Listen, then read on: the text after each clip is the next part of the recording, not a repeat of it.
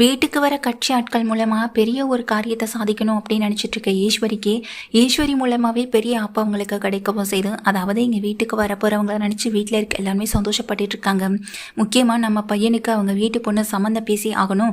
அவங்க ஒரு எம்எல்ஏ, அந்த வீட்டுக்கு ஒரே பொண்ணா இருக்க அவங்க வீட்டு பொண்ணை நம்ம வீட்டுக்கு மருமகளா கொண்டு வரணும் அப்படின்ற ஒரு எண்ணம் தான் ஈஸ்வரி கூடிட்டு இருக்கவும் செய்து. இந்த விஷயத்தை பத்தி சன்னாசிகிட்ட பேச சன்னாசி முதல்ல கோவப்பட்டாலும் நம்ம பையனுக்குன்னு ஒரு வாழ்க்கை அமையணும்ல அப்படின்னு நினச்சிட்டு இருக்க தான் செய்கிறாரு. வீட்டில் எல்லாருமே இங்கே சமையல்லாம் பண்ணிட்டு இருக்காங்க வர கட்சி ஆட்களுக்காக. அப்போதான் கேட்குறாங்க, என்னடி வழக்கத்துக்கு அதிகமாக உன் முகத்தில் சந்தோஷம் இருக்கே, எங்களுக்கு தெரியாமல் ஏதாவது செய்ய போறியானு சொல்ல, அட என்னத்த உங்களுக்கு தெரியாமல் இந்த வீட்டில் என்ன நடந்துட போகுது, எல்லாம் நல்ல விஷயந்தான் அப்படின்னு சொல்கிறாங்க.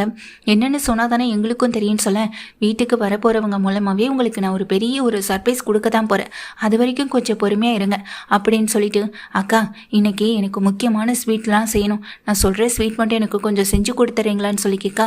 சொல்லி ஈஸ்வரி நான் செஞ்சு தரேன்னு மோகனாவும் சொல்லிடுறாங்க. மோகனாவும் அதை எல்லாமே செஞ்சு எடுத்து வைக்க தான் செய்கிறாங்க. அன்னைக்கு கூட வீட்டுக்கு வந்து நல்லா விசாரிச்சுட்டு போனவர் இன்னைக்கு திரும்பவும் வீட்டுக்கு வராருன்னா என்னவா இருக்கும்னு சொல்லி யோசிக்கிறாங்க. அன்னைக்கு வந்தவர் இன்னைக்கு எதுக்கு திரும்ப வரணும்னு சொல்லி மலரும் நினச்சிட்டு இருக்காங்க. எல்லாரும் அந்த யோசனையில் இருக்க தாம்பலத்தட்டோட அவங்க எல்லாரும் வீட்டுக்கு வரதை பார்த்ததும், ஒரு வழியாக அவங்க வீட்டில் நம்ம பேசிட்டோம், அந்த வீட்டு பொண்ணை நம்ம வீட்டுக்கு மருமகளை கொண்டு வரத்துக்கும் சம்மதம் சொல்கிறதுக்காக தான் இப்படி வந்திருக்காங்க. இங்கே தட்டை மாற்றிட்டாலும் கூட பிரச்சனை இல்லை, நிச்சயத்தை நம்ம பெருசாக பண்ணிவிட்டு கல்யாணத்தை அடுத்த நாள் இன்னும் பெருசாக அதை விட பிரம்மாண்டமாக நடத்தணும் அப்படின்னு ஈஸ்வரி கனவு கண்டுகிட்டு இருக்க செய்கிறாங்க. வீட்டுக்கு வர எல்லாரும் தாம்பலத்தட்டை வச்சுட்டு வந்து உட்கார, அப்போ அங்கே வர ராஜாங்கம் எல்லாரையும் வரவேற்று உள்ளே உட்கார வைக்க, என்ன ஏதுன்னு ஃபோன் போட்டு எதையுமே சொல்லவே இல்லை, வரேன்னு மட்டும்தான் சொன்னீங்க அப்படின்னு சொல்ல, இது என்ன தாம்பலத்தட்டையிலான ராஜாங்க கேட்க, எல்லாம் நல்ல விஷயம் தானே சொல்கிறாங்க, உங்கள் வீட்டு அம்மா தான் எனக்கு ஃபோன் பண்ணியிருந்தாங்கன்னு சொல்ல, யாரை கேட்குறீங்கன்னு சொல்லி கேட்க, அதுவும் நிற்கிறாங்களே ஈஸ்வரி அம்மா, அவங்க தான் எங்களுக்கு ஃபோன் பண்ணிட்டாங்கன்னு சொல்லவும் செய்கிறாங்க. இதை கேட்டுட்டு எங்கள் ராஜாங்கம் அங்கே ஈஸ்வரியை பார்க்க எதுவுமே பேசாமல் ஈஸ்வரி அமைதியாக நின்றுட்டுருக்காங்க. அப்போ அங்கே வர தமிழ்ச்செல்வி சேதுன்னு எல்லாமே அவங்க நடந்துக்கிட்டு இருக்க விஷயத்தை பார்க்கவும் செய்ய, உங்களுக்கே தெரியும் எனக்கு ஒரே பொண்ணு தான், அவளே இப்போது கல்யாணம் ஆகி டிவோர்ஸ் ஆகி என் வீட்டோட தான் இருக்கா அப்படின்னு வந்தவங்களை பேச ஆரம்பிக்க, அதான் தெரியுமே அப்படின்னு சொல்லிட்டு இருக்காங்க. அவளுக்கும் வரன் தேடிட்டு தான் இருக்கோம், ஆனால் எந்த வரனும் அமையலை, ஆனால் அவளுக்கு ஒருத்தனை ரொம்ப பிடிச்சிருக்குன்னு சொன்னான், அது விஷயமாகவும் நாங்கள் பேச தான் போகிறோம் அப்படின்னு சொல்ல, அங்கே நிற்கிற போஸுக்கு ஒன்றுமே புரியலை. அவங்க பொண்ணோட ஃபோட்டோ கூட ஏற்கனவே இங்கே பார்த்து விட்டாங்க, எங்கள் போஸுக்கு ரொம்பவும் பிடிச்சி போயிடுச்சு. மலருக்கு ஒரு மாதிரி ஆகுது, இவனெல்லாம் கல்யாணம் பண்ணினா இவன் கூட யாராலையும் சந்தோஷமாக வாழ முடியாதுன்னு மலருக்கு நல்லாவே தெரியும்.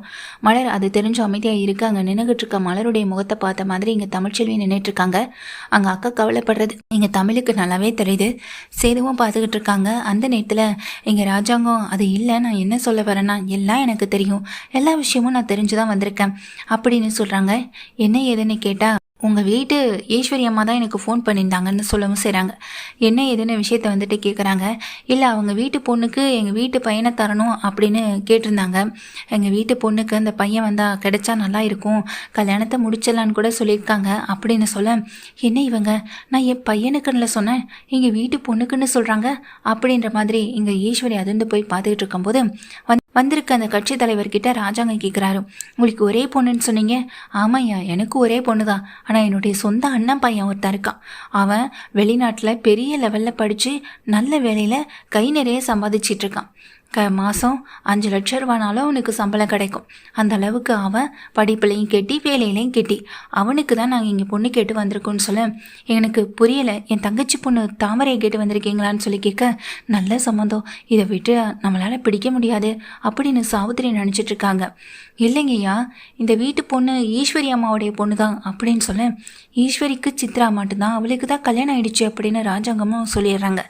பின்ன எதுக்குமா உங்கள் வீட்டு பொண்ணுக்கு அப்படின்னு சொல்லும்போது, ஒரு டிவோர்ஸ் ஆகியிருக்க பொண்ணுன்னு சொன்னீங்களே, அப்போ உங்கள் பொண்ணுக்கு டிவோர்ஸ் ஆகிடுச்சான்னு சொல்ல, இல்லை அவள் புருஷன் இங்கே ஃபாரினில் தான் இருக்கான், அவள் டிவோர்ஸ்லாம் ஆகலை, நல்லா தான் இருக்கா அப்படின்னு சொல்கிறாங்க இங்கே ஈஸ்வரியும். நான் என் பையனுக்கு தானேன்னு சொன்னேன் அப்படின்னு எங்கள் ஈஸ்வரி சொல்ல, உடனே தமிழ்ச்செல்வி குறுக்கிட்டு, நீங்கள் சொன்ன மாதிரி பொண்ணு தான், ஆனால் அவங்க பொண்ணு கிடையாது, விவகாரத்தானே, அவங்க பையனுக்கும் மருமகளுக்கும் விவகாரத்தாயிடுச்சு, விவகாரத்தானாலும் எல்லாரும் ஒரே வீட்டில் தான் இருக்காங்க, இங்கே தன் பையனை விட அவங்களுக்கு அதிக பாசம் மலரக்கா மேலே தான் இருக்குது. மலரக்கா இந்த வீட்டில் தான் இருக்காங்க. அவங்களுக்குன்னு ஒரு வாழ்க்கை அமையணும்ல, அதை அமைச்சு கொடுத்தா தானே அடுத்து தன் பையனுக்கு ஒரு வாழ்க்கை அமைச்சு கொடுக்க முடியும். அதுக்காக தான் அவங்க வீட்டில் இருக்கவங்களுக்கே ஃபோன் பண்ணாங்க அப்படின்னு தமிழ்ச்செல்வி சொல்ல, சேது அதண்டு போய் தமிழ்ச்செல்வியை பார்க்குறாங்க. தமிழ்ச்செல்வி எதுவுமே பேசாமல் நின்றுட்டு இருக்கும்போது அங்கே வந்திருக்கவங்களும் இங்கே தமிழ்ச்செல்வியை வந்துட்டு பார்த்துட்ருக்க, அப்போது தனத்தை வச்சு ரெடி பண்ண சொன்ன அங்கே மலரை கூட்டிக்கிட்டு தனமும் வராங்க. தனம் இங்கே மலரை கூட்டிகிட்டு வர, மலர் என்ன சொன்னியும் கேட்காத இங்கே தமிழ்ச்செல்வி, இல்லைக்கா இந்த கல்யாணம் நடந்தே ஆகணுன்றதுல உறுதியாக இருக்காங்க. மலர் வந்து நிற்கிறத பார்த்ததும், மலரை பார்த்ததுமே அவங்க வீட்டில் இருக்க எல்லாருக்கும் பிடிச்சிருக்கு. அந்த பையனுமே அங்கே தான் இருக்காரு. அந்த பையனுக்குமே இங்கே ரொம்ப பிடிச்சிருக்கு. அப்பா கல்யாணத்தை வச்சுக்கலாம்ப்பா அப்படின்னு சொல்லிடுறாங்க. என்ன இது இப்படி நடக்குதுன்னு சொல்லிட்டு யோசனையில் இருக்க, நீங்கள் இவ்வளோ பெரிய ஆள், ஆனால் நீங்கள் கொஞ்சம் கூட யோசிக்காமல் எங்கள் வீட்டு பொண்ணை உங்கள் வீட்டுக்கு மருமகளை கொண்டு போகிறேன்னு நினைக்கும் போது ரொம்ப சந்தோஷமாக இருக்குன்னு சொல்ல, இதில் என்னங்க யாருக்கு, என்னுடைய பையனுக்கு இந்த வீட்டு பொண்ணை எடுக்கிறதுல எனக்கு சந்தோஷம்தான். எல்லாரையும் விட இதில் முழு சம்மந்தமே என் பையனுக்கு தான் இருக்குது. அவனுக்கு ஏற்கனவே இந்த பொண்ணை பிடிச்சிருந்தது. இந்த வீட்டுக்கு வந்தப்போ நாங்கள் எல்லாரும் ஒரு ஃபோன் பேசிக்கிட்டு இருந்தோம். அப்போது இங்கே வீட்டு தலைவருடைய வீடு எப்படி இருக்குன்னு கேட்டப்போ வீடியோ எடுத்து போட்டேன். அந்த வீடியோவில் இங்கே இந்த பொண்ணை பார்த்துட்டு அவனுக்கு ரொம்ப பிடிச்சிருச்சு. அதனால தான் இங்கே கல்யாணம் பண்ணால் இந்த பொண்ணை தான் கல்யாணம் பண்ணுவேன்னு சொல்லிட்டான். அதனால தான் நானும் அவங்கள கூடவே கூட்டிகிட்டு வந்தேன். என்ன உங்கள் வீட்டு பொண்ணை எங்களுக்கு கொடுக்க விருப்பமானு சொல்லி கேட்க, இதில் நீங்கள் இவ்வளோ தூரம் வந்து பேசும்போது நாங்கள் எப்படி வேண்டான்னு சொல்லுவோம், எங்களுக்கு பரிபூர்ண சம்மதம் அப்படின்னு சொல்லிடுறாங்க ராஜாங்கம். ராஜாங்கம் சொன்னதை கேட்டதுமே ரொம்ப பெரிய சந்தோஷமாயிடுது. இனி அந்த வீட்டு பொண்ணை என் பையனுக்கு கட்டி வைக்க முடியாது. ஏன்னா இவன் அந்த வீட்டுக்கு மருமகளாக போகிறாளே, அப்புறம் எப்படி அந்த வீட்டு பொண்ணை நம்ம போஸ்க்கு கல்யாணம் பண்ணி வைக்க முடியும்னு ஒரு வைத்தறிச்சல நின்றுட்டு இருக்காங்க இங்கே ஈஸ்வரியும். சம்மந்தம் பேசி முடிஞ்சதும் எல்லாரும் அங்கேருந்து கிளம்பி போக, என்னடி இதெல்லாம் மூ வேலையா, பணக்கார வாழ்க்கை கிடைக்கணுன்றதுக்காக என்ன வேணாலும் செய்வியா, இப்படி மேனா மினிக்கு மாதிரி மினிக்கிட்டு வந்து நிற்கிறேன், கொஞ்சமாச்சு என் பையனை பிரிஞ்ச கவலை உனக்கு இருக்கான்னு சொல்லி கேட்க, அந்த கவலை உங்களுக்கு கொஞ்சமாவது இருக்கான்னு சொல்லிட்டு வாசலில் நின்று பேசிக்கிட்டு இருக்க ஈஸ்வரியை பார்த்து தமிழ்ச்செல்வி கேள்வி கேட்க, ஈஸ்வரி எதுவுமே பேசாமல் நிற்கிறாங்க. அப்போ தமிழ் சொல்கிறாங்க, உங்கள் பையனுக்கு அந்த கவலை இல்லாதப்போ மலரக்காவுக்கு மட்டும் எதுக்கு கவலை இருக்கணும், சொல்லப்போனால் அவங்க சந்தோஷமாக தான் இருக்கணும். ஏன்னா உங்கள் பையனை விட்டு பிரிஞ்சுட்டாங்களே, ஏன்னா உங்கள் பையன் கூட எந்த பொண்ணாலையும் சந்தோஷமாக வாழ முடியாது. பணத்தை மட்டுமே நோக்கமாக வச்சுருக்கவனால ஒரு பொண்ணை எப்படி சந்தோஷமாக பார்த்துக்க முடியும், அந்த தகுதி உங்கள் பையன்கிட்ட கொஞ்சம் கூட இல்லை. தயவு செஞ்சு இன்னொரு பொண்ணோட வாழ்க்கை கெடுக்க வேண்டாம்னு நினைக்கிறேன். நீங்கள் சொல்லிகிட்ருக்க மாதிரி நினச்சிட்ருக்க மாதிரி மலரக்காவுன்னு இதை சொல்லலை, நான் தான் ஃபோன் போட்டு விஷயத்தையே சொன்னேன். அந்த வீட்டில் இருக்கவங்க அந்த இங்கே மலரக்காவை பார்த்து ரொம்ப பிடிச்சு போயிட்டுன்னு சொல்லி இங்கே ஃபோன் பண்ணினாங்க. அவங்கக்கிட்ட நான் தான் பேசினேன். வீட்டில் யாரும் இல்லாதப்போ நான் தான் பேசினேன், நான் தான் எல்லாத்தையும் சொன்னேன். அவங்க நான் சொன்னதுனால தான் வந்தாங்க. இப்போ மலரக்காவை பேசி முடிச்சிட்டாங்க. சொல்லப்போனால் அவங்க இதை விட ஒரு நல்ல இடத்துல போய் வாழ போகிறாங்கன்னு நினைக்கிறப்போ எனக்கு ரொம்ப சந்தோஷமாக இருக்குது அப்படின்னு மலரக்காவை பார்த்து சொல்ல, இதை கேட்டுட்டு இங்கே நிற்கிற ஈஸ்வரி அங்கே போசுன்னு எல்லாரும் அதிர்ந்து போய் நிற்க, மலர் கொஞ்சம் வெக்கப்பட்டு போகிறத பார்த்ததும், என்ன உங்கள் பையனை நீங்கள் மேனாம் நிற்க வைக்கலான்னு பார்த்தீங்க, அது நடக்கலைன்னு இங்கே மலரக்கா மேலே கோவத்தை காட்டுறீங்க. இந்த கல்யாணம் நல்லபடியாக நடக்கும், நீங்கள் வேணால் பார்த்துட்டே இருங்கன்னு சொல்ல, அது எப்படி நடக்குதுன்னு நானும் பார்க்க தானடி போகிறேன்னு ஈஸ்வரி சவால் விட, அது நடக்கும் ஏன்னா அப்படின்னு சொல்லிட்டு தாங்கிட்டு இருக்க ஒரு வீடியோ எடுத்து காட்டுறாங்க. இங்கே அவங்க 3 பேரும் பேசின அந்த வீடியோ அப்படியே இதில் ரெக்கார்ட் ஆகிருக்கு இங்கே ஃபோனில். ஏற்கனவே இங்கே சந்தேகம் இருந்ததுனால மலர்கிட்ட சொல்லி ஃபோனை கொண்டு போய் அவங்க ரூமில் வைக்க சொன்னது இங்கே தமிழ்ச்செல்வி தான். அப்படி அவங்க வச்சதுனால தான் ஒரு வீடியோவே ரெக்கார்ட் ஆகிருக்கு. இவங்க 3 பேரும் பேசின வீடியோ. அதாவது முதல்ல வந்துட்டு மலரை இந்த வீட்டை விட்டு ஒழிக்கணும், இங்கே நல்ல ஒரு அதாவது பெரிய இடத்து போனால் இந்த வீட்டுக்கு மருமகளாக கொண்டு வரணும், அவன் மூலமாக உனக்கு பெரிய ஒரு அதிர்ஷ்டமே அடிக்க போகுது அப்படின்றதுலேருந்து ஆரம்பித்து இங்கே தமிழ்ச்செல்வி மண்டையில் அடித்து அந்த மருந்தை கடத்திட்டு வந்தது, இந்த கொடுத்தது, இந்த வீட்டுக்குள்ளே நுழைஞ்சது, பெரியப்பாவை கொலை பண்ண ஆள் அனுப்புனதுன்னு இப்படி போஸ் பேசின அத்தனை விஷயமுமே அதில் ரெக்கார்ட் ஆகிருக்கு. இதை காட்டும்போது 2 பேரும் பேய் எறிஞ்ச மாதிரி நிற்க, நீங்கள் 3 பேரும் இந்த வீட்டில் இருக்கணும் அப்படின்னா இந்த மலரக்கா கல்யாணம் உங்கள் தலைமையில் ரொம்ப சந்தோஷமாக நடக்கணும்.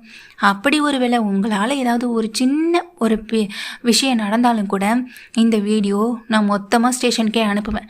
எம்எல்ஏவே கொலை பண்ண நினச்ச உங்கள் பையனுக்கு என்ன தண்டனை கிடைக்கும்னு கொஞ்சம் யோசிச்சு பாருங்கள். ஒரு தடவை இல்லை 2 தடவை முயற்சி பண்ணியிருக்கார். ஒன்று ஹாஸ்பிட்டலில், இப்போது இந்த காட்டுக்குள்ளே வச்சு.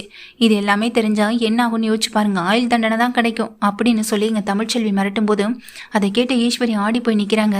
ஈஸ்வரி போஸ் 2 பேருமே இதை பார்த்துட்டு தலை குனிஞ்சபடி நிற்க தமிழ்ச்செல்வி ரொம்ப கெத்தா அங்கிருந்து நகர்ந்து போகிறாங்க.